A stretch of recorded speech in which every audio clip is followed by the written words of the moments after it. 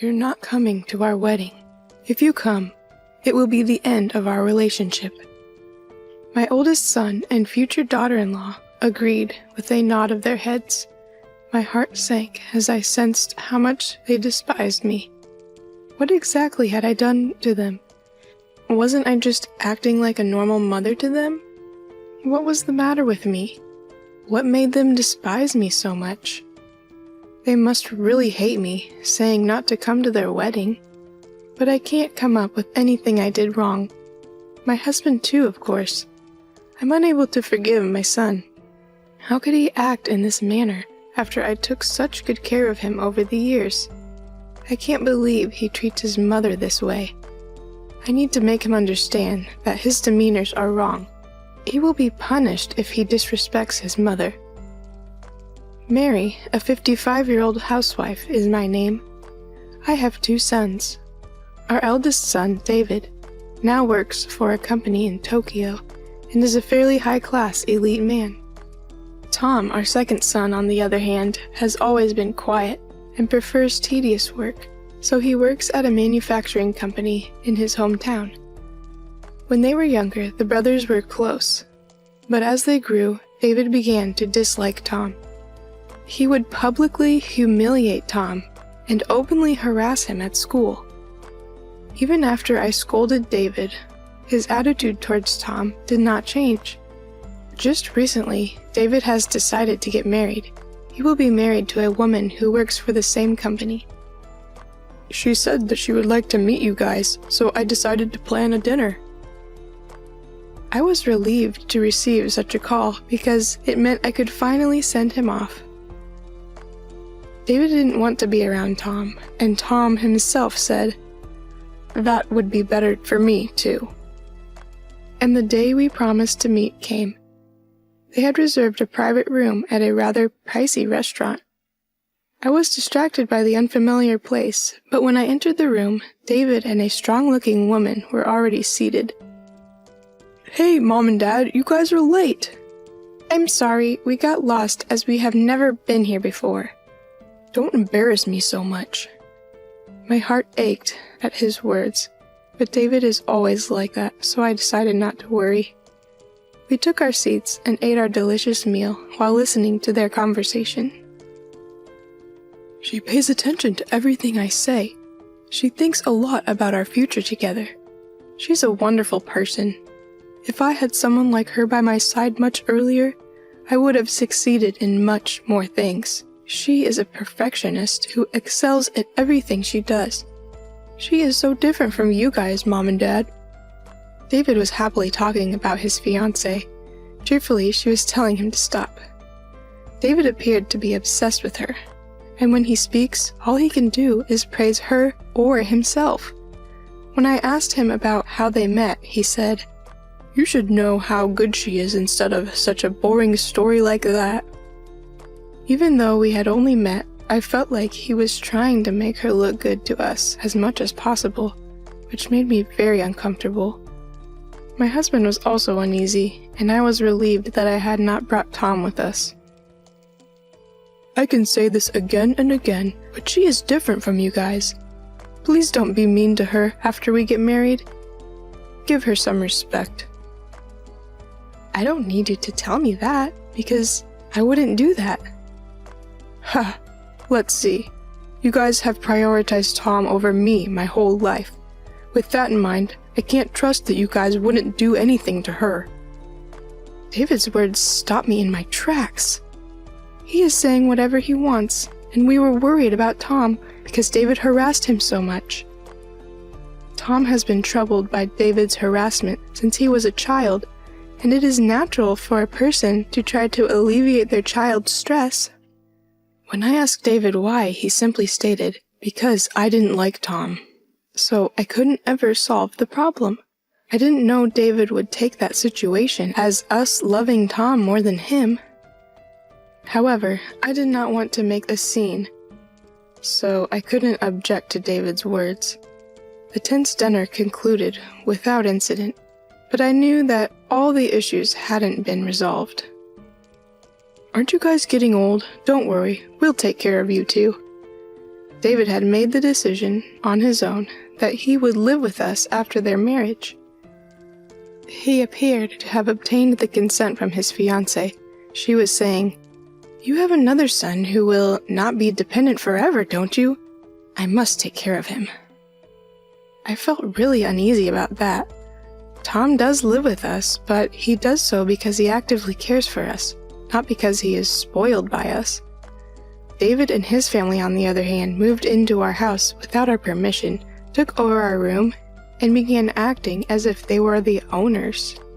"Why don't you go weed the garden, Tom?" "Sorry, but I have to leave for work." "You don't have a job. Go ahead and do it yourself." "What? You're so arrogant."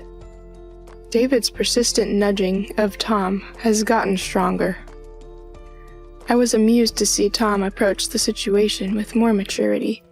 But things were not that simple. David and his family were attempting to force Tom and us out of the house without telling us. It was late at night after my husband and Tom had both gone to bed.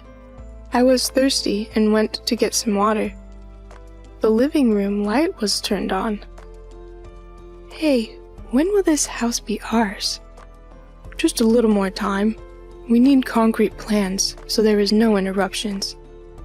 I want to renovate the house after we get rid of the others. This house looks old."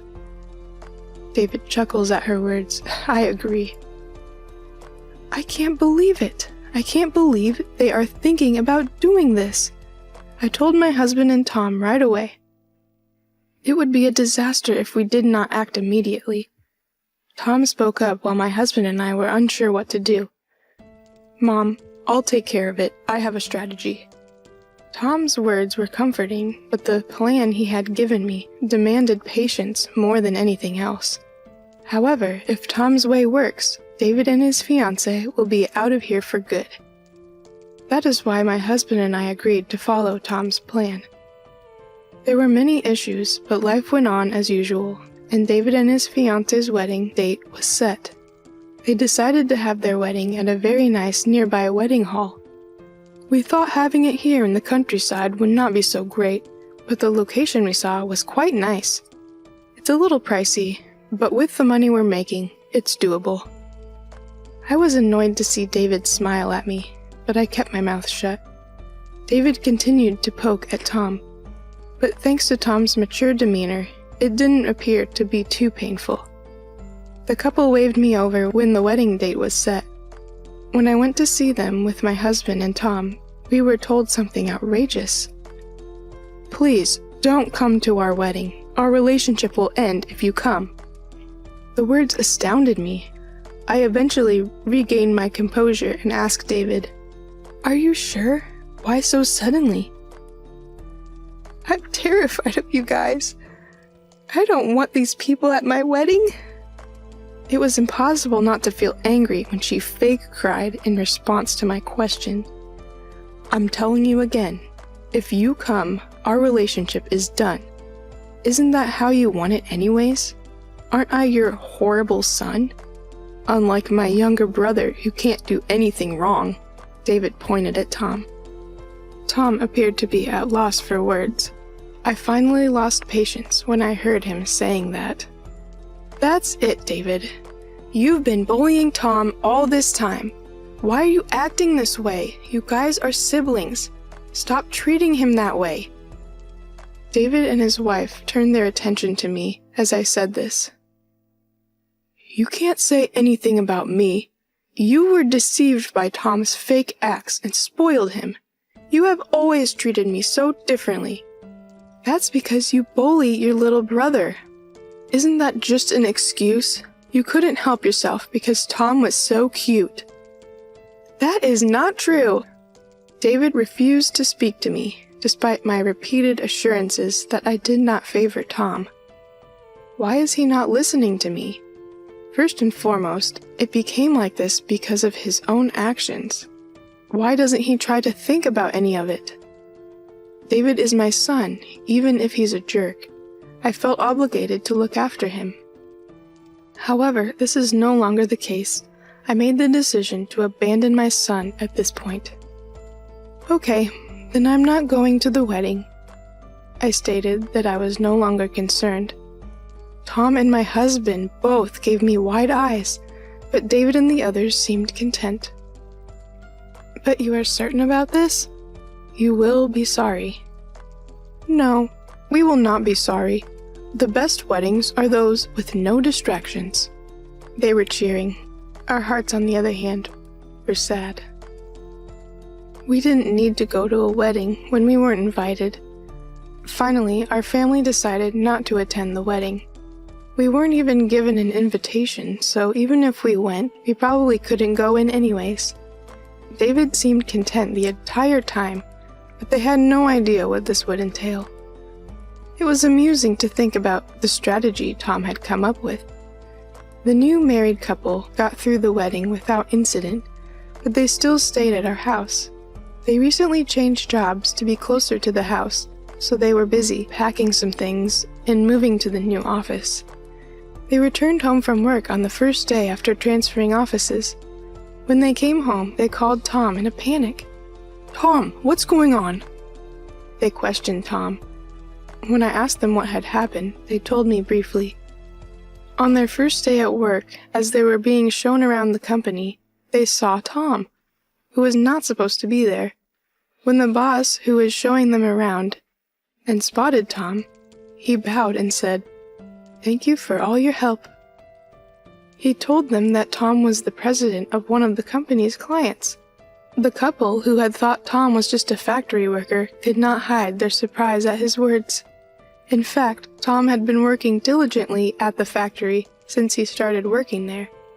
His hard work had been recognized by the president who ran the factory. Tom's unique ideas were indispensable for running the factory, and Tom had been admired by those around him ever since he started working there. Thanks to him, the factory began to improve its performance. Before long, it had become a factory that many companies were relying on. But then the president fell ill. Tom was worried about the president and always went to visit him on his days off. Seeing Tom's dedication to the factory and to others, the president appointed him as the next president. Tom was humbled at the time, saying, "I can't do that." But the president's determination was not easily swayed.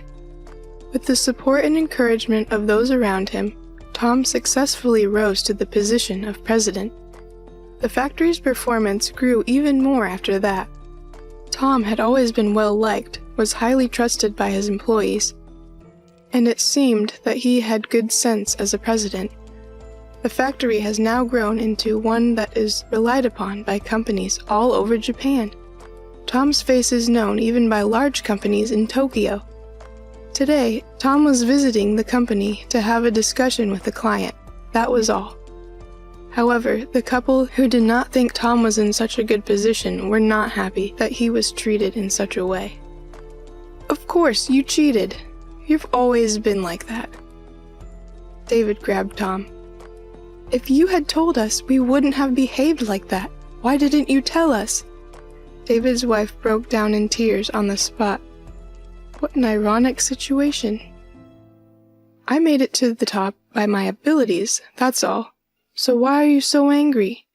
Tom said this with a nonchalant expression on his face. David's anger seemed to be aroused by this expression, and he began to yell at him.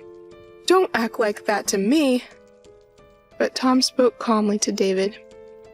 "I want you to listen to something else. I think it's the most important thing for you." Somehow we were able to quiet David and his wife, and got them to sit down. Tom, who had gone to his room to get something, came back and began to tell us the story. "First of all, look at this." Tom then laid out several photographs on the table. In them were David's wife and a man dressed in a fancy outfit. To put it bluntly, they were pictures of the scene of David's wife having a love affair. David looked at it and started shouting, "This is fake!" David's wife was trembling, as if she did not know what to do. "She's going to be my sister-in-law, so I did some research beforehand. Then I found all this evidence. With this much evidence, there's no way you can get away with it, right?" Hearing Tom's words, David's wife put her head down. "I'm sorry." David, who could not believe the situation, was simply stunned. This is what happens when you don't focus on the inside of a person. No one can be perfect. Tom laughed, and we couldn't help but giggle. David fell to his knees in despair. The only sound in the room was David's wife apologizing to him earnestly. In the end, David and his wife got divorced. David isn't kind enough to forgive cheating. His wife was in panic when she was asked to pay alimony, but she was able to manage it with her parents' money. However, this was not enough to heal David's wounds. David quit his job due to the shock of the divorce. Since then, David has been shutting himself away in his room, and the only time we see him is when he comes out to get his meals. However, when Tom was there, he would screech a little and run away. It seems that since that time, he is scared of Tom. The family had discussed many times what to do with David. In the end, everyone agreed to end relationship with David in the near future. I am sure that would be a terrible thing for us to do to David. However, we were not kind enough to forgive him for the selfishness he has shown us. A few months later, David was kicked out from the house. Toward the end, he cried out to forgive him. But to be honest, I no longer recognized him as family, so I think this was a natural consequence. The three of us, on the other hand, are now living a carefree life with no one in our way. My husband has retired, but we are still able to live without any financial difficulties thanks to Tom's work. At least until the end of my life, I would like to make sure Tom has a good family. Tom is getting married soon. His fiancée is an employee of the same company, and they have been dating for several years. I am looking forward to the wedding of my precious son.